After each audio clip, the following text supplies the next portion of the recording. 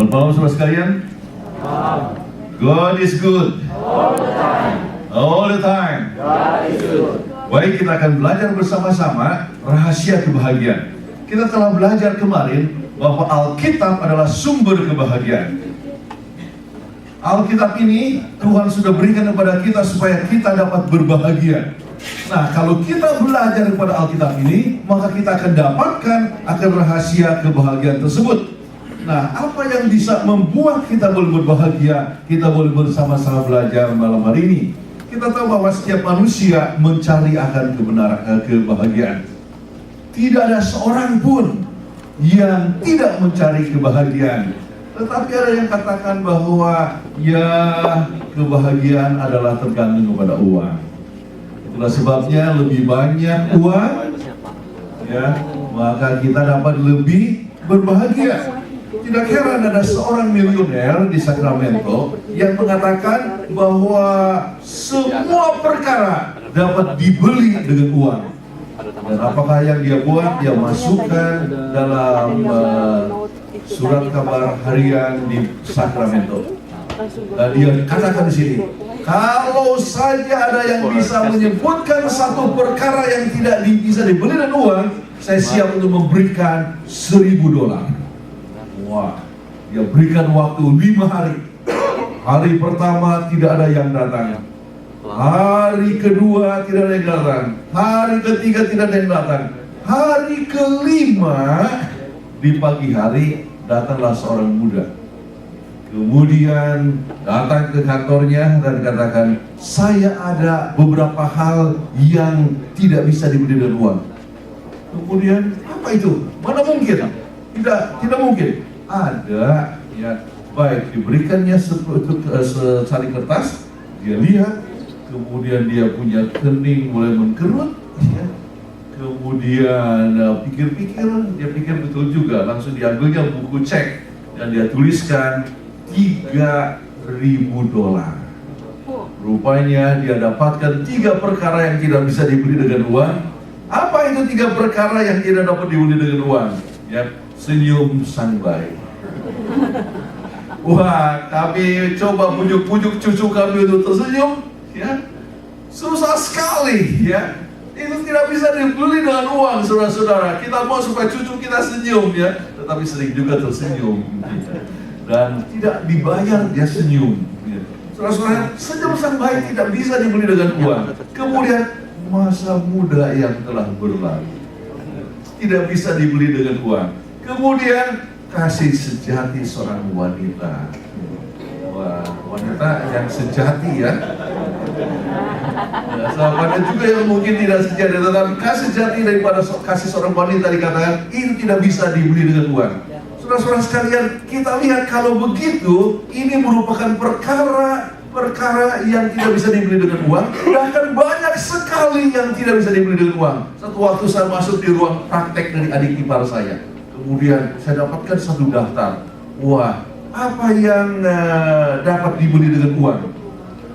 Tempat tidur, tapi bukan tidur yang nyenyak. Komputer, tapi bukan otak. Makanan, tapi bukan nafsu makan. Perhiasan, tapi bukan kecantikan sejati.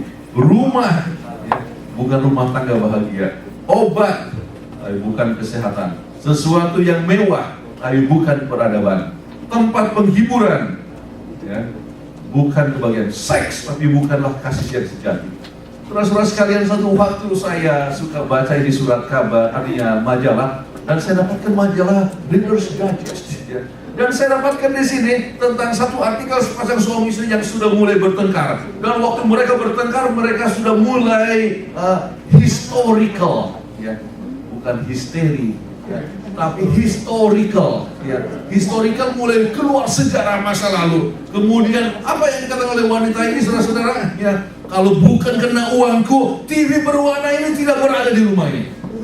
Kemudian dia katakan, kalau bukan uangku, ya, sofa empuk yang kau sedang duduk ini tidak di sini. Kemudian dikatakan, kalau bukan uangku, ya, kalau bukan karena uangku, rumah ini tidak akan di sini. Ya. Kemudian suaminya jawab, sudah benar, kalau bukan uangmu, aku juga tidak di sini. Saudara sekalian, ternyata bahwa uang bisa sampai membeli suami, saudara-saudara, tetapi tidak menjamin kepada kebahagiaan. Itu sebabnya kita dapatkan ya kalimat yang diberikan oleh Alkitab Markus 10 ayat 22. Mendengar perkara itu ia menjadi kecewa lalu pergi dengan sedih sebab banyak hartanya.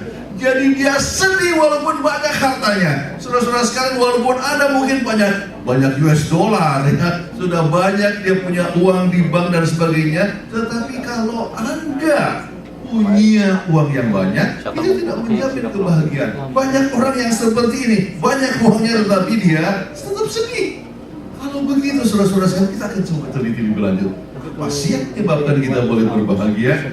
Supaya katakan bahwa hanya hari tertentu dapat memberikan kebahagiaan. Itulah sebabnya orang-orang kalau kawin, menikah, saudara-saudara, hitung tanggal. Ya. Jadi banyak saya ingat Agustus, yaitu bulan 8, tanggal 8, tahun 1988. Oh, banyak sekali yang menikah waktu itu. Sebab untuk perhitungan Chinese, 8 itu berkat. Saudara-saudara, jadi hari tertentu itu menentukan. Apakah betul kebahagiaan tergantung kepada hari, saudara-saudara? Well, kita katakan dalam Amsal 15 ayat 15, hari orang berkesusahan buruk semuanya. Hari Senin susah, Selasa susah, Rabu susah, Kamis susah, apalagi Jumat Kliwon. Wah, susah sekali saudara-saudara. Itu berarti bahwa kebahagiaan tidak tergantung kepada hari saudara-saudara. Tetapi orang yang gembira hatinya selalu berpesta. Senin ya senang, Selasa senang, Rabu senang, setiap hari senang. Jadi kalau misalnya hatinya senang ya, maka dia senang hari apa saja. Jadi tidak tergantung pada hari. Oh, ada yang katakan kalau saya makan makanan enak ya, maka saya bisa bahagia ya. Saudara-saudara, makanan enak membawa kebahagiaan. Apakah betul ya makanan enak membawa kebahagiaan kepada kita? Amsal 15 ayat 17 katakan, lebih baik sepiring sayur dengan kasih daripada lembu tambun dengan kebencian. Jadi walaupun sayur saja makan, ya kita betul hanya sering makan sayur. Tetapi bisa berbahagia walaupun punya ya lembu atau rumah dengan begitu banyak makanan. Bahkan dikatakan Amsal 17 ayat 1, lebih baik sekerat roti yang kering disertai dengan ketentraman daripada makan daging serumah disertai perbantahan. Wah, saudara-saudara, walaupun banyak itu banyak sekali daging di rumah, tidak menjamin akan kebahagiaan. Kalau begitu, ya apa yang menentukan kita berbahagia? Sebagian orang mengatakan bila Anda tinggal di rumah yang indah, maka Anda akan lebih berbahagia. Jadi kalau gitu kebahagiaan tergantung kepada tempat. Ya, saudara-saudara sekalian, apa yang dikatakan dalam Amsal 25 ayat yang ke-24? Dikatakan lebih baik tinggal pada sudut sotoh rumah daripada diam serumah dengan perempuan yang suka bertengkar. Saudara-saudara sekalian, jadi bukan berarti bahwa rumah yang indah sekalipun maka itu bisa menjadikan satu kebahagiaan. Banyak orang yang dari Indonesia, aduh kalau saja saya Amerika ya. Oh, setiap banyak sekali yang tulis surat kepada saya, tolonglah ajak saya ke Amerika, Pak Pendeta. Saya katakan ya, belum tentu kalau ke Amerika berbahagia. Ya. Banyak juga orang yang susah di New Jersey ini ya. Saudara-saudara sekalian, banyak juga orang yang katakan, oh kalau saya ke Jepang, maka saya akan lebih berbahagia. Sudah tahu bahwa banyak sekali orang yang bunuh diri di Jepang. Ya. Saudara-saudara sekalian, kalau begitu kebahagiaan tidak tergantung kepada tempat.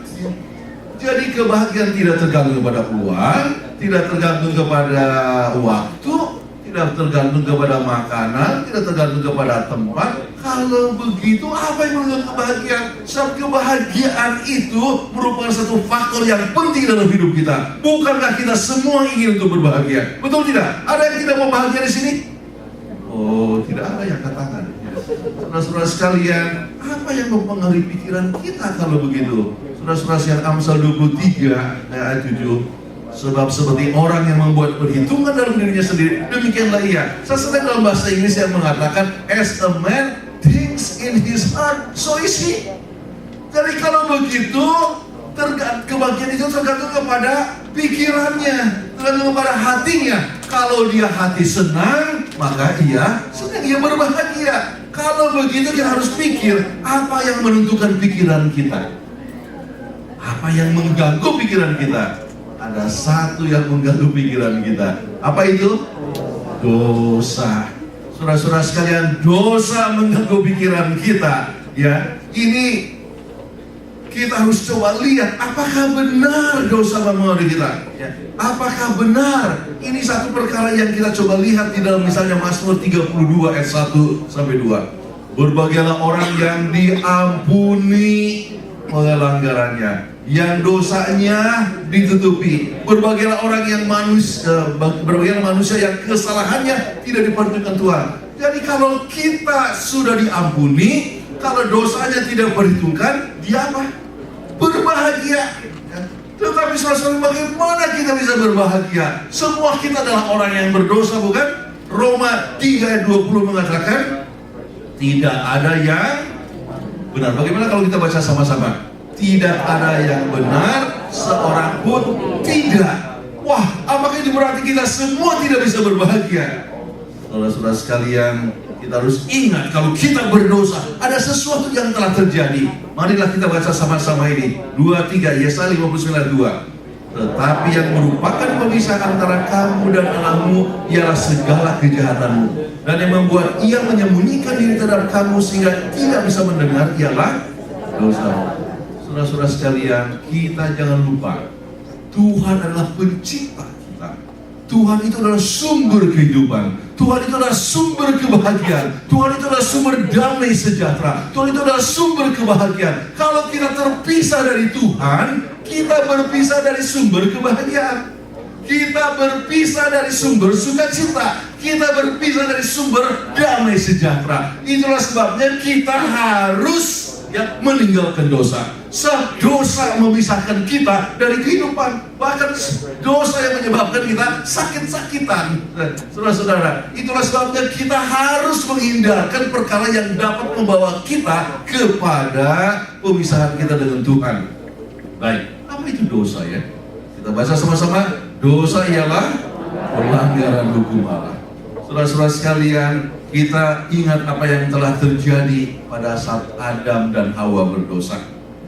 Dikatakan ketika mereka mendengar bunyi langkah Tuhan Allah yang berjalan di dalam taman itu pada waktu hari sejuk, bersembunyilah mereka dan manusia itu dan istrinya terhadap Tuhan Allah di dalam pohon-pohon dalam taman.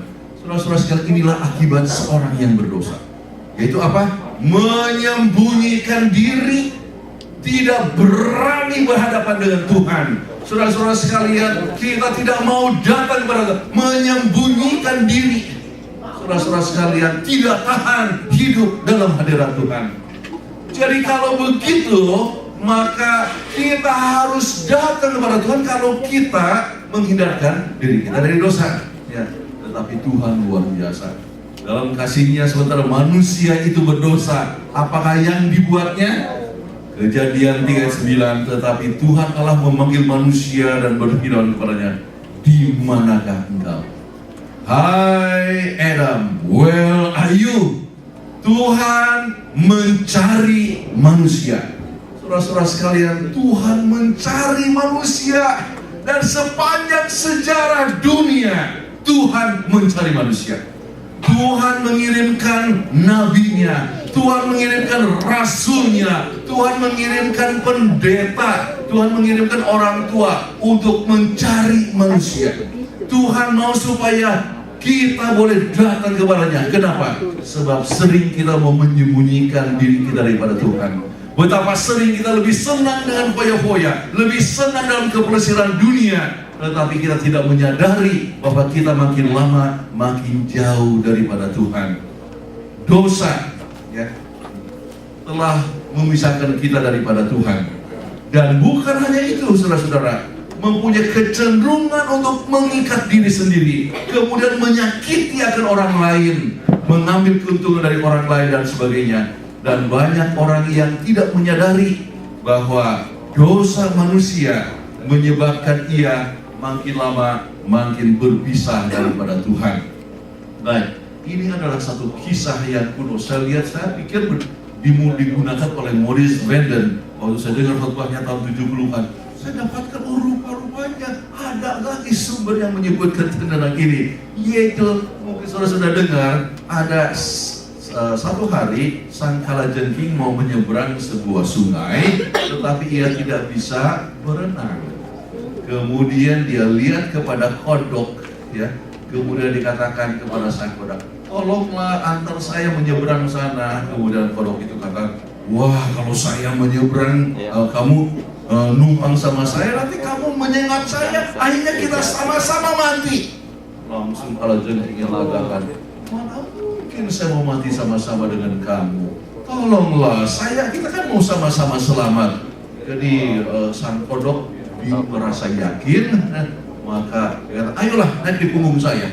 Jadi kalajengking itu pun naik di punggung kodok, mulailah menyeberang. Kemudian di tengah jalan dia rasa ada sesuatu yang menyengat. Sakit sekali ya. Kemudian oleh saat ini makin lama dia jadi makin tenggelam. Jadi dalam perjalanan menuju artinya mau tenggelam, dikatakan oleh sang kodok kepada kalajengking, dikatakan,